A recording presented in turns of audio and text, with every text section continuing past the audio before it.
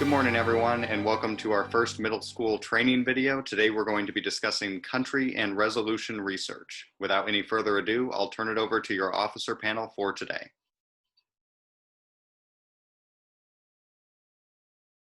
Hello, my name is Jake Harris, and I am a vice president at this year's Model UN conference.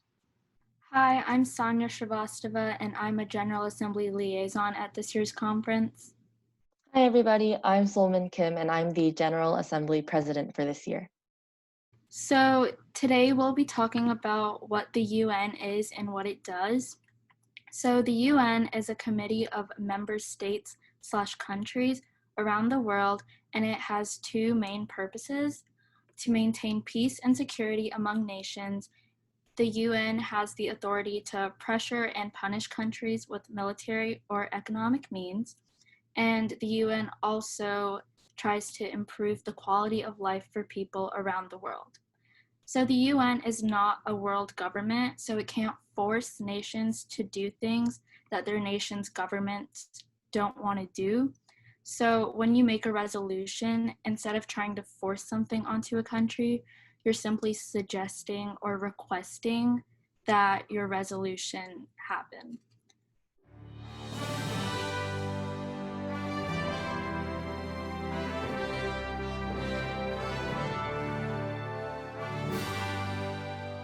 So once you've picked out your country, to try and find some good information about it, you can use websites like CIA World Factbook, and they have one-page country summaries, which will help a lot. And you can also use UN member state websites.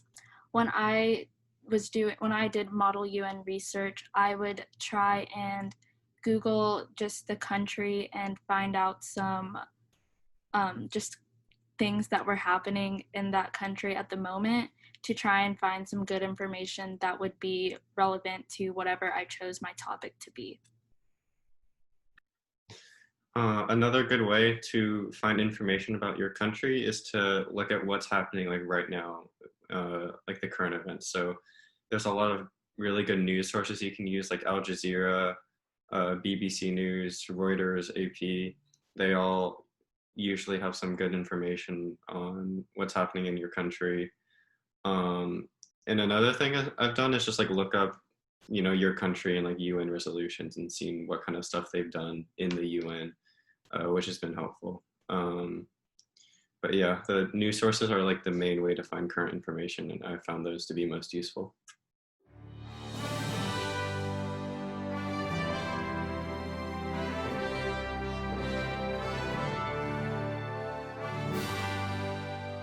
So now it comes time for you to choose your resolution topic. You should ask yourself these two questions. So A, does your country need something from the UN, or does it want to contribute something?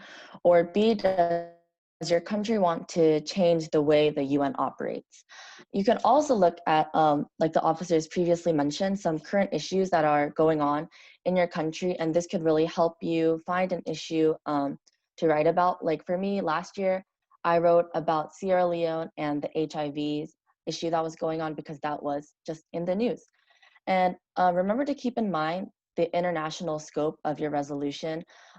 If let's say your country is Jamaica, like you shouldn't ask the UN to build a bridge over a river in Jamaica because the government can already do that.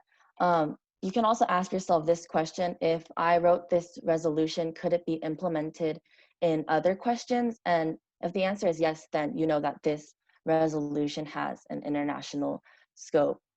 And a resolution should involve the United Nations and, like I said, be international.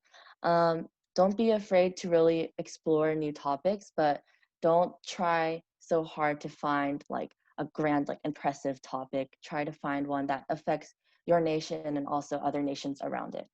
So while you're looking through the UN website, you'll see 5 categories that the UN deals with. And these are great areas to narrow the focus of your research for a resolution topic and help you get information about your country's beliefs. So the first top category is disarmament and international security. So some topics that would fall under this would be regulation of biological/chemical weapons, combating religious pressure on political stability and combating terrorism. And another category is economic and financial. So under this, you would find regional trading blocks, rights of migrant workers, information technology and the international context, and global economic stability / the UN's financial help. So another committee is the Social, Humanitarian, and Cultural Committee. And in this committee, they deal with items like relating to humanitarian affairs and human rights issues. So let's say you're writing about HIVs, then you would be under this committee. So this committee also includes the protection of humanitarian aid workers, international regulation of medicinal drugs, infectious diseases / pandemics, and regulations of child / prison labor. Another committee is the Special Political and Decolonization Committee, which focuses on measures to prevent environmental atrocities, controlling organized crime across borders, facilitating peacemaking in civil wars, and protecting tourists. And so, for example, last year I had Israel as a country, and as part of my resolution, I called for peacekeepers to be placed in Palestine and Israel. And that would have fallen under this committee. Another committee is the Administrative and Budgetary, which reviews efficiency of the UN budget and just the overall structure of the body. So that's like member fees, new committees or new agencies, or if you want to make something like a new agency of the UN, you would go through here. So if you're asking for money in your resolution, keep in mind that you're not just asking the United Nations. You have to consider which part of the United Nations you want money from. So, for example, in my Sierra Leone resolution, we asked for money from the World Health Organization. And another example would be the International Monetary Fund, the UN Peacekeepers, or commonly known the UNICEF.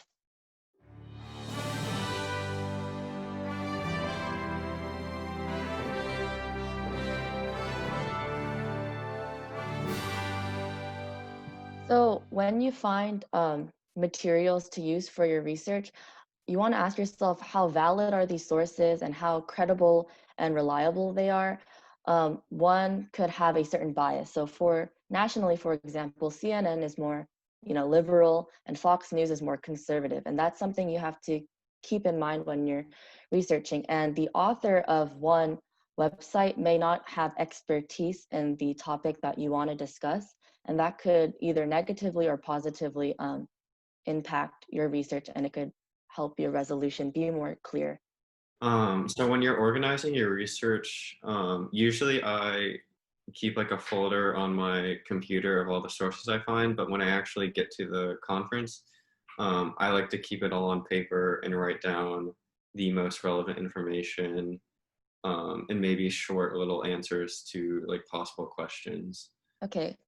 One thing my group did was we talked to other groups that was doing Model UN and our advisor, and we gave them our resolution and we asked them to read it and write down any questions that they had, because they'll have a different perspective on your resolution than you do. So once we got this list of questions, we did further research if needed, and then we answered those questions, and then we had them prepared on a Google Doc for debate.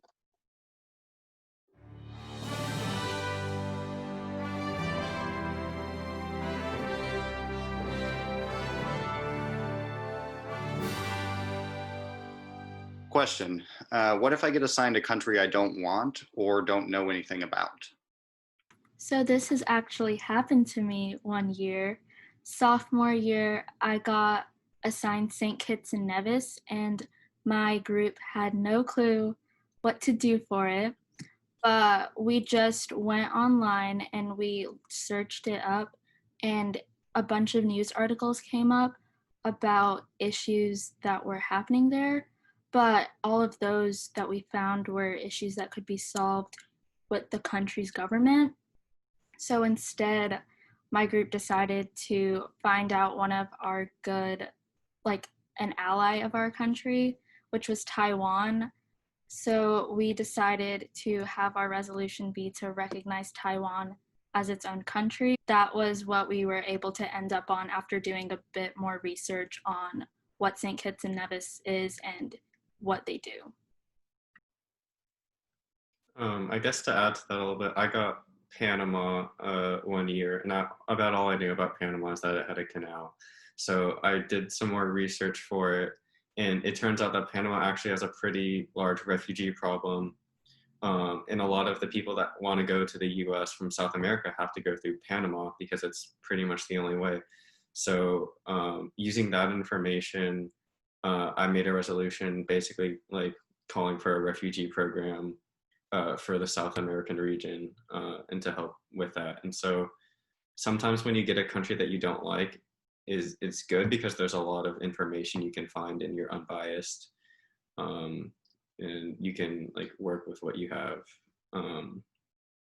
in a new way that other people might not have thought of. So Question, what if I'm very passionate about something like climate change, but it's not a specific problem in my country? Can I still write about that? yes, you can, and that's actually one of the best parts of the UN is that you can write resolutions that don't just help your country but are a global problem like climate change. And so it's really useful to call for, say, a new climate change agreement for all the countries to sign or something like that. Question, if I want to do something for a resolution topic, is it best to create a brand new committee, or should I use a committee or agency that the UN already has? It's recommended that you use a committee that the UN already has, because if you're trying to create like a whole new committee, then there's a lot of like barriers and questions that you may have to answer that you may not know the answer to later in debate. So it's safer, and the committees that the UN already has a lot of resources for you to use. Question, I hear a lot of people talk about writing in the character of their country. What does that mean? Writing in the character of your country is, in my opinion, is actually pretty important, and that means not just looking at the issues that affect your country, but what exactly your country thinks of those issues. So, for example, if you live in an island country like Vanuatu that's been, seriously threatened by climate change, they're going to want to actively help and build like seawalls and work towards like stopping climate change. Question, after I decide my research topic, should I still learn other things about my country? I would say yes, because there have been times where during technical questions and pro-con debate, someone will bring up something having to do with your country that even if it isn't specifically your topic, it could somehow relate to your topic. So it'd be good if you know almost anything you can know about your country. That way you're prepared for any question that could come your way. Last question. What are some basic things that everybody should know about their country? Things you should know are your country's name, its population, any religions practiced in your country, the languages spoken, any allies your country may have, and its GDP.